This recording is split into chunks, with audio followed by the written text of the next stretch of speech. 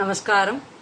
இன்னியோட proverb என்னன்னு கேட்டேன்னா, cuckoo speaks its own language, so it is free, but parrot copies others' language, therefore it remains a slave in the cage.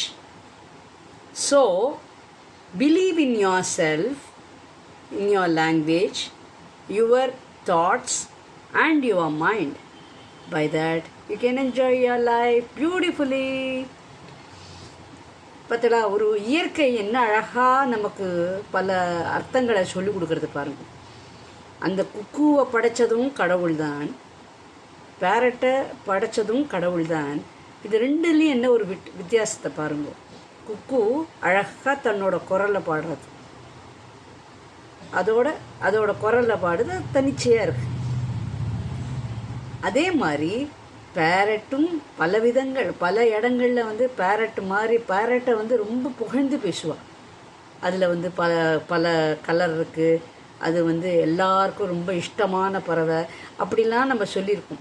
ஆனால் அது என்ன பண்ணுறது பார்த்தீங்களோ, copy. நம்ம பேசுகிற மாதிரி அது பேசுறது, நம்ம சாப்பிட்ற மாதிரி அது இது பண்ணுறது. ஸோ இந்த மாதிரி காப்பி அடிக்கிறதுனால என்ன ஆகுதுன்னா, அதோட கொஞ்சம் மரியாதை கம்மியாயிடுறது, அதோட சுதந்திரம் போயிடுறது.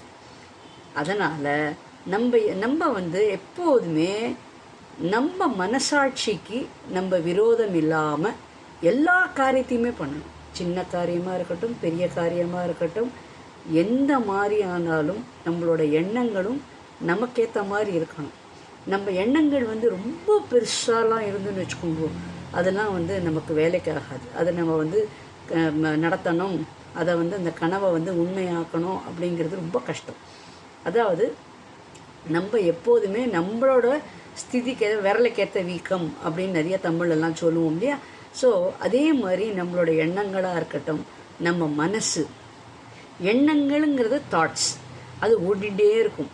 அது என்ன மாதிரியான ஃப்ரீக்குவன்சியில் ஓடிகிட்டே இருக்கும் அது.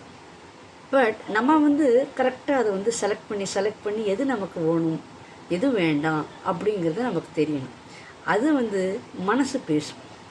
அப்போ அந்த மனசும் அந்த எண்ணமும் கிளிக் ஆகும்போது தான் நம்ம காரியங்கள்லாம் சக்ஸஸ் ஆகுது. அது மூலமாக தான் நம்ம வெற்றி அடைகிறோம். ஸோ அது மூலமாக தான் நம்ம சந்தோஷம் அடைகிறோம். எல்லாமே அப்படி தான். ஸோ இந்த மூணும் நம்ம செல்ஃபாக இருக்கணும். எப்போதுமே நான் எந்த நேரத்துலையும் நான் யாருக்கோசரமோ நான் மாற மாட்டேன் அப்படிங்கிற ஒரு பெரிய இதில் இருக்கணும். இப்போ குக்குவை படைத்ததும் கடவுள் தான், கிளியை படைத்ததும் கடவுள் தான். பட் அது என்ன ஒரு வேற்றுமை பார்த்தலா, என்ன ஒரு யூனிக்கான ஒரு குவாலிட்டி பாருங்க. ஸோ அந்த மாதிரி நம்மளும் எப்போதுமே குக்கு மாதிரியே அழகாக பாட்டு பாடுவோம், அழகாக இருப்போம். அது கருப்பானா கூட அதோட குரலே தனி இல்லையா. ஸோ அந்த மாதிரி நம்ம என்றைக்கும் குக்கு மாதிரியே நம்ம சுயமாக இருப்போம். Okay, thank you.